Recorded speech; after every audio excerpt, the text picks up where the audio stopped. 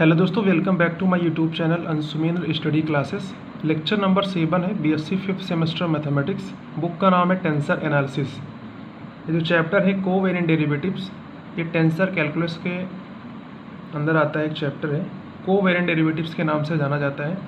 इसमें आपका lecture number 7 है। इसके पहले मैंने रिकी थ्योरम का प्रूफ आपको बता दिया है। आई होप आपको बहुत ही बढ़िया से समझ में आ गया होगा। देखिए, आज के इस लेक्चर नंबर 7 में हम 2 पॉइंट पर यहाँ पे डिस्कस करेंगे। पहला है कि डाइवर्जेंस और दूसरा है कर्ल, जो कि आपके कोवेरिएंट डेरिवेटिव्स में इस पर बेस्ड क्वेश्चन भी आपके यूनिवर्सिटीज़ एग्ज़ाम में पूछे जाते हैं। तो आइए सबसे पहले हम समझते हैं कि डाइवर्जेंस क्या होता है इन कोवेरिएंट डेरिवेटिव्स वाले चैप्टर के अंदर। यहाँ पे देखिए, जो डाइवर्जेंस है इसमें 2 फार्मूलाज आपको पढ़ने हैं। एक तो आपको कोवेरिएंट वेक्टर के लिए पढ़ना है, एक आपको कंट्रावेरिएंट वेक्टर के लिए पढ़ना है। आइए सबसे पहले हम यहाँ पे फार्मूला लिखेंगे किसका, डाइवर्जेंस ऑफ कंट्रावेरिएंट वेक्टर। उसके बाद हम एक फार्मूला लिखेंगे डाइवर्जेंस ऑफ कोवेरिएंट वेक्टर। तो आप पहला फार्मूला यहाँ पे नोट करेंगे कि जो डाइवर्जेंस ऑफ एक कंट्रावेरिएंट वेक्टर AI होता है वो क्या होता है। फार्मूला AI कामा I होता है। साथ ही साथ इसका आप दूसरा फार्मूला यहाँ पे नोट करेंगे कि जो डाइवर्जेंस ऑफ एक कोवेरिएंट वेक्टर AI होता है वो किसके इक्वल होगा, वो इक्वल टू होता है G superscript JK AJ comma I। तो ये आपको 2 फार्मूलाज पढ़ने हैं डाइवर्जेंस में। पहला क्या है कि divergence of a contravariant vector equals to होगा AI कामा I। दूसरा है कि divergence of a covariant vector equals to होगा GJK AJ कामा K। यहाँ पे कामा का मतलब होता है डेरिवेटिव विद रिस्पेक्ट टू। उसके बाद अगर यहाँ पे I है तो XK के रिस्पेक्ट में होगा, XI के रिस्पेक्ट में होगा, और K है तो XK के रिस्पेक्ट में होगा। वो भी कैसा होगा, पार्शियल डेरिवेटिव। और यहाँ पे आपको एक रिजल्ट पढ़ना है। वो रिजल्ट क्या है कि जो divergence of a contravariant vector होता है वो इक्वल्स टू होता है divergence of a covariant vector. तो आइए हम इसी पर बात करते हैं। सबसे पहले आप नोट लगाएंगे यहाँ पे और इसको आप लिखेंगे। बहुत ही इंपॉर्टेंट रिजल्ट है कि जो divergence of a contravariant vector AI होता है वो इक्वल्स टू होता है divergence of a covariant vector AI। अब ये दोनों इक्वल्स कैसे होते हैं, आइए हम इसी पर बात कर लेते हैं सबसे पहले। तो चलिए इसका हम सॉल्यूशन देखते हैं कि ये जो divergence of a contravariant vector AI है ये कैसे इक्वल्स टू होता है divergence of a covariant vector AI के। अब देखिए, कंट्रावेरिएंट वेक्टर और कोवेरिएंट वेक्टर का क्या कॉन्सेप्ट है, तो जिसका रैंक क्या होता है 1 होता है तो उसको हम क्या बोलते हैं, वेक्टर बोलते हैं। ये 2 टाइप्स का होता है। पहला होता है कंट्रावेरिएंट वेक्टर, दूसरा होता है कोवेरिएंट वेक्टर। कंट्रावेरिएंट का जो टाइप होता है टेंसर का 1,0 होता है, और कोवेरिएंट का टाइप जो होता है वो 0,1 होता है। दोनों का रैंक 1 होगा, वो आपका वेक्टर होता है। तो यहाँ पे आप सबसे पहले इसका फार्मूला एक बार फिर से लिखेंगे। क्या यहाँ पे लिखेंगे आप, जो डाइवर्जेंस ऑफ ए कोवेरिएंट है AI, मैंने आपको अभी जस्ट फार्मूला बताया। क्या लिखेंगे आप, GJK, और यहाँ पे आप लिखेंगे AJ comma I, sorry AJ comma K आप लिखेंगे, ठीक है। इक्वल्स टू अगले स्टेप में आप क्या लिखेंगे, इसी को आप इस टाइप से भी लिख सकते हैं। किस फॉर्म में लिखेंगे, GJK इंटू में AJ, इसको आप ब्रैकेट के अंदर कर दीजिए। फिर यहाँ पे कामा, कामा का मतलब डेरिवेटिव किसके रिस्पेक्ट में, XK। और मैंने इसको इस फॉर्म में कैसे लिखा, आइए इस पर हम बात कर लेते हैं। उसके पहले आपको ये जानना चाहिए, यहाँ पे जो GJK है ये कोवेरिएंट कांस्टेंट है। कोवेरिएंट कांस्टेंट, दैट मीन्स इसका जो कोवेरिएंट डेरिवेटिव होगा वो कैसा होगा, 0 होगा। जैसे कि आपने एक फार्मूला, आई होप आपको ये पता होगा, यहाँ पे आप साइड में जानने के लिए ऐसे नोट कर लीजिएगा कि जैसे कि आपने पढ़ा होगा कि derivative of lambda into function F of x, अगर ये कहीं ऐसा लिखा होता है तो इसको आप एक फॉर्म और लिख सकते हैं। और दूसरा फॉर्म क्या होता है कि यहाँ पे जो लेमडा कांस्टेंट है इसको आप बाहर ऐसे कर दीजिए कि लेमडा को पहले कर दीजिए, फिर आप derivative of function F of x कर दीजिए। तो इसको हम इस फॉर्म में भी लिखा जा सकता है। यही कॉन्सेप्ट हम यहाँ पे अप्लाई किए हैं। यहाँ पे देखिए जो डेरिवेटिव हो रहा है वो के रिस्पेक्ट में हो रहा है, एक्स के रिस्पेक्ट में, और यहाँ पे जी जे के जो है वो कोवेरिएंट कांस्टेंट है, तो इसको हम फंक्शन के साथ लिख सकते हैं इसके अकॉर्डिंग। तो वही चीज़ हम यहाँ पे लिखे हुए हैं, और डेरिवेटिव है एक्स के रिस्पेक्ट में ये वाला। आई होप आपको ये बात समझ में आ गया होगा। इसको आप ऐसे ब्रैकेट में लिख लीजिएगा, जिससे कि आप सभी को जब यहाँ इस स्टेप पे आए तो आपको ये आइडिया लग जाए यहाँ पे क्या कॉन्सेप्ट अप्लाई हो रहा है। अब हम इसको समझते हैं आगे। यहाँ पे जो जी जे के है और ए जे है, ये अगले स्टेप में किस फॉर्म में आ जाएगा, ये हो जाएगा ए के और कामा के है। इनर प्रोडक्ट का यहाँ पे कॉन्सेप्ट है, तो यहाँ पे ए के आ जाएगा और कामा के। अब आप ए के कामा के को ए आई कामा आई भी लिख सकते हैं, ए जे कामा जे भी लिख सकते हैं, वो आप पे डिपेंड करता है कि आप क्या लिख रहे हैं। तो हम इसी चीज़ को ए आई कामा आई भी लिख सकते हैं, ए आई कामा आई। और मैंने आपको पहला ही फार्मूला बताया है ए आई कामा आई क्या होता है, divergence of a contravalent vector A I.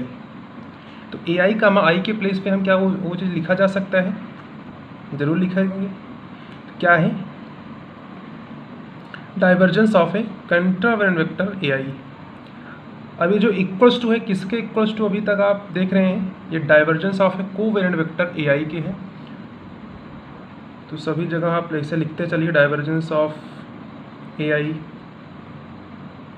Divergence of A I, यहाँ भी हो जाएगा डाइवर्जेंस ऑफ ए आई, और यहाँ भी हो जाएगा डाइवर्जेंस ऑफ ए आई।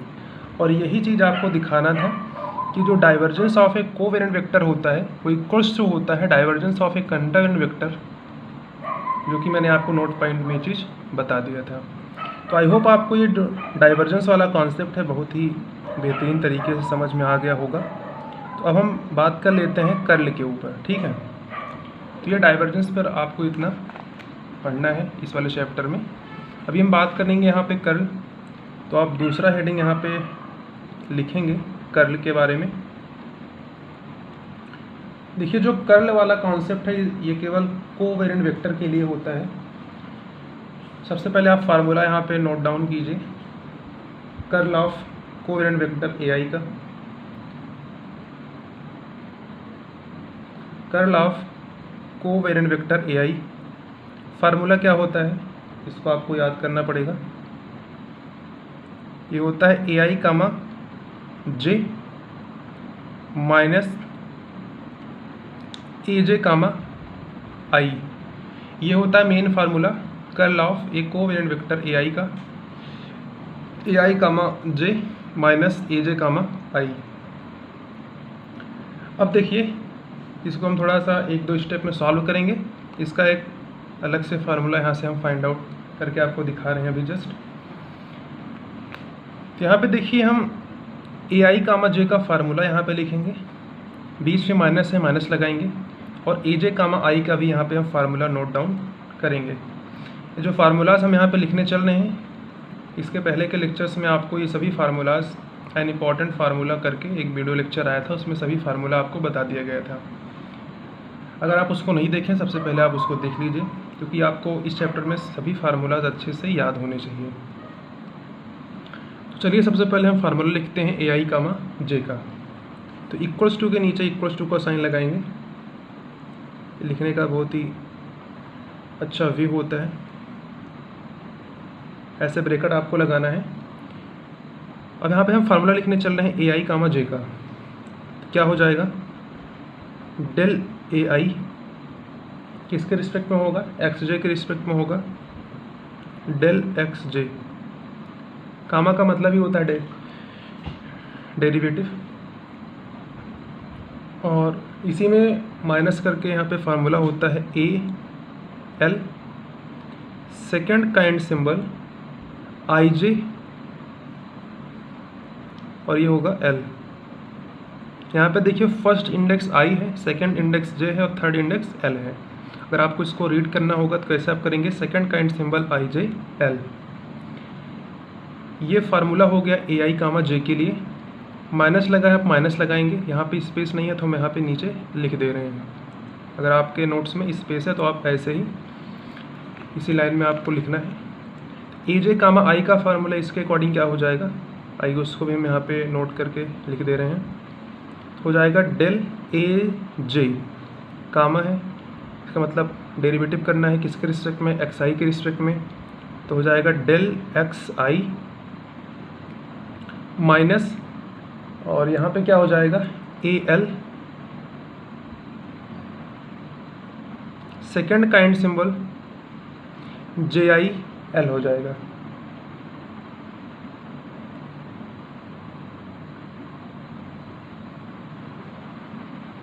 अब मैं आपको बता दूं, जो क्रिस्टॉफर सिंबल्स में फर्स्ट काइंड और सेकंड काइंड होता है, वो फर्स्ट इंडेक्स और सेकंड इंडेक्स के रिस्पेक्ट में क्या होता है, सिमेट्रिक होता है। यानी कि हम आई जे को जे आई भी लिख सकते हैं। तो चाहे यहाँ पे आई जे हो या यहाँ पे जे आई हो, दोनों क्या हैं, सिमिलर हैं। अब यहाँ पे देखिए बाहर नेगेटिव का साइन लगा है, अंदर ये चीज़ नेगेटिव में है, इसको बाहर ले जाएंगे तो ये पॉजिटिव हो जाएगा, ये पूरा टर्म पॉजिटिव हो जाएगा और ये पूरा टर्म निगेटिव में है।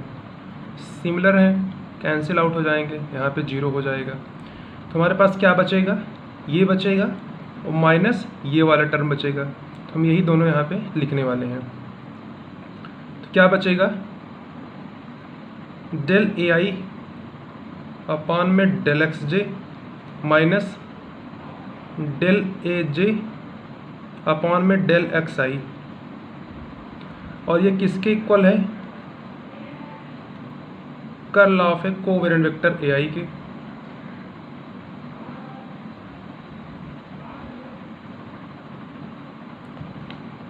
इसका जो दूसरा वाला फॉर्म है आप इसको भी यूज कर सकते हैं।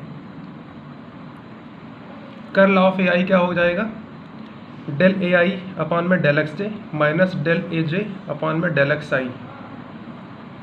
तो आपको यही दो कॉन्सेप्ट पढ़ना था, इतना ही, कोवेरिएंट डेरिवेटिव्स वाले चैप्टर में, डाइवर्जेंस और कर्ल के ऊपर। तो आज मैंने सबसे पहले स्टार्ट किया डाइवर्जेंस के ऊपर। इसमें दो फार्मूलाज हैं, एक तो है कंट्रावेरिएंट के लिए, एक है कोवेरिएंट के लिए। ये जो फार्मूलाज लिखे गए हैं ये दोनों इक्वल सूट होते हैं। कैसे होते हैं मैंने आपको ये भी समझा दिया है यहाँ पे, कि जो डाइवर्जेंस ऑफ ए आई होता है वो इक्वल्स टू होता है divergence of a covariant vector A I के। और दूसरा मैंने आपको बताया कर्ल के ऊपर, जो कर्ल का फार्मूला होता है केवल कोवेरिएंट के लिए होता है, इसका ये फार्मूला है। इसको आप इस फॉर्म में भी लिख सकते हैं जो कि ब्रैकेट के अंदर यहाँ पे लिखा हुआ है।